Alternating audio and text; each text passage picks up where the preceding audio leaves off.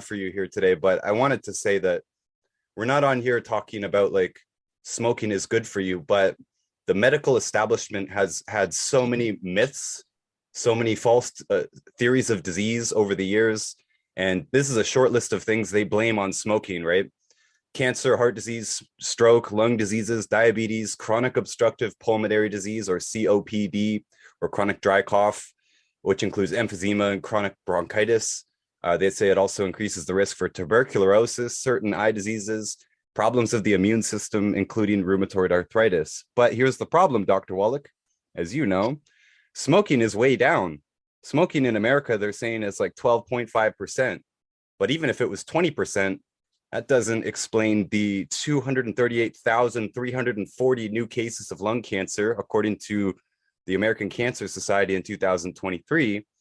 You know, so people are smoking less than they ever have in America, Canada and Australia. They're saying are now down to 10%-ish of people smoke. So like, that's and the rate such of low lung numbers. cancer is going up. And yeah, lung cancer either isn't going anywhere or it's going up. And so what's going on here, Dr. Wallach? Like all these diseases, how could they be caused by smoking if smoking is going down? Sure. Okay. Being a veterinarian and a physician and a pathologist puts me in a very unique way to understand what's going on here.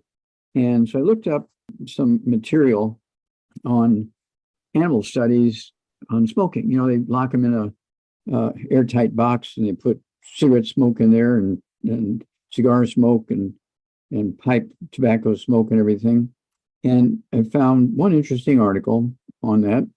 It said that in hamsters and mice, there's one reported case of nasal cancer in a hamster and one recorded case of larynx, voice box cancer in a mouse.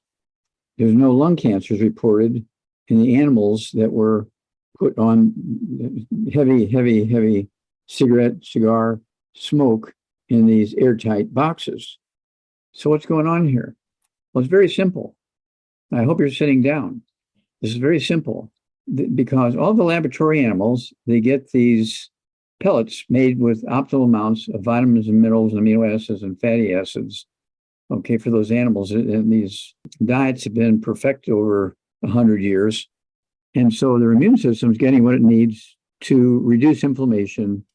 And that's why you're not seeing any cardiovascular disease and lung cancer and stuff like that in laboratory animals. You never hear about it. I looked very hard and I found this one study that showed a nasal passage cancer in a hamster and a laryngeal cancer in one mouse. Out of the thousands of studies have been done in animals with tobacco smoke. And so it comes down to the animals are getting all the nutrients they need to defend themselves. Their immune system surfaces, we're talking about lungs and trachea and bronchi and nasal passages and arteries and heart and all that kind of stuff. And then you look at humans, their diets are awful. They don't take vitamins and minerals. Usually the people who smoke don't take vitamins and minerals. I didn't see any surveys on that one, but just from my experience that, you know, they're not heavy duty, quote, health nuts, unquote, if they're smoking. And so they're getting all the inflammation of burning carbon products, which is what tobacco is, without the ability to support their immune system and defend their surfaces in their lungs and their trachea and bronchi and arteries.